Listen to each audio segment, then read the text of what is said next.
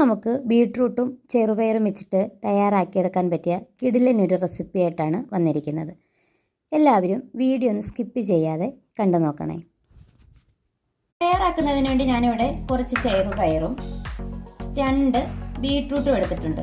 ഇത് ചെറുതായതുകൊണ്ട് മാത്രമാണ് 2 എടുത്തത്. അത്യാവശ്യം വലിപ്പമുള്ളതാണെങ്കിൽ 1 എടുത്താൽ മതി.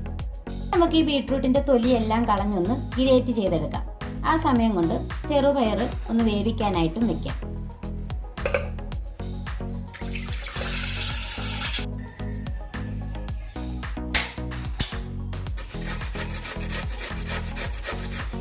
ബീട്രൂട്ടൊക്കെ ഒന്ന് ഗ്രേറ്റ് ചെയ്തെടുത്തിട്ടുണ്ട്. ഇനി ഇത് നമുക്ക് റെഡിയാക്കാം.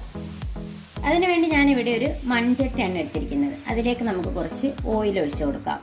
ഇതെല്ലാം ചൂടായി വന്നിട്ടുണ്ട്. ഇനി നമുക്ക് കടുക് ഇട്ട് കൊടുക്കാം. കറിവേപ്പിലയും ഒരു ഉണക്കമുളകും കൂടി ഇട്ട് കൊടുക്കാം. അതിലേക്ക് നമുക്ക് ഒരു പകുതി സവാള ചെറുതായിട്ട് അരിഞ്ഞതും ഒരു പച്ചമുളകും കൂടി ഇട്ട് കൊടുത്ത് ഒന്ന് വഴറ്റിയെടുക്കാം.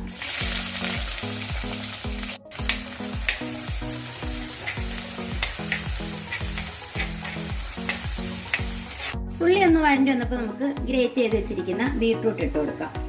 ബീട്രൂട്ടിന് ആവശ്യമായി കുറച്ച് ഉപ്പ് ചേർത്ത് കൊടുക്കാം. ഒന്ന് മിക്സ് ചെയ്ത് കൊടുക്കാം.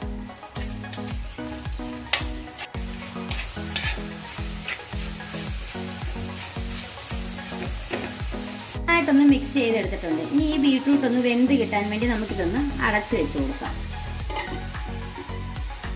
ഇതിനാവശ്യമായിട്ടുള്ളൊരു അരപ്പ് തയ്യാറാക്കിയെടുക്കണം. അതിനുവേണ്ടി മിക്സിയുടെ ജാറിലേക്ക് കുറച്ച് ചിരകിയ തേങ്ങ ഇട്ട് കൊടുക്കാം. ഒരു 3-4 അല്ലി വെളുത്തുള്ളി ഇട്ട് കൊടുക്കാം. കുറച്ച് ചെറിയ ജീരകം ചേർത്ത് കൊടുക്കാം. പൊടിയും കൂടെ ചേർത്തിട്ട് നമുക്കിതൊന്ന് ക്രഷ് ചെയ്തെടുക്കാം. ഇടയ്ക്ക് നമുക്ക് ഇതിന്റെ മൂടി ഒന്ന് തുറന്നിട്ട് ബീട്രൂട്ട് ഒന്നും കൂടെ ഒന്ന് മിക്സ് ചെയ്ത് കൊടുക്കാം.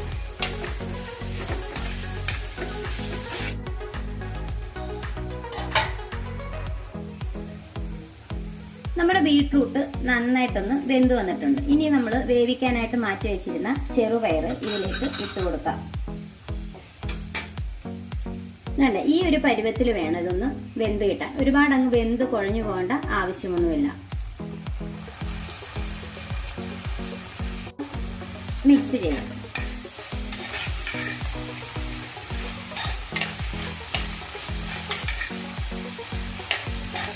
നമുക്ക് അരപ്പ് ചേർത്ത് കൊടുക്കാം.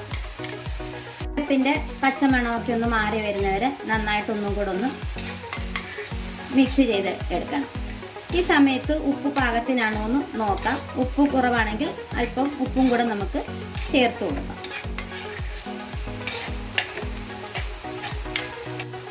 ഇത്രയും മതിയാവും. നമ്മുടെ തോരൻ ഇവിടെ റെഡിയായി. ഈ പരുവാകുമ്പോൾ നമുക്ക് ഓഫ് ചെയ്ത് മാറ്റി വയ്ക്കാം.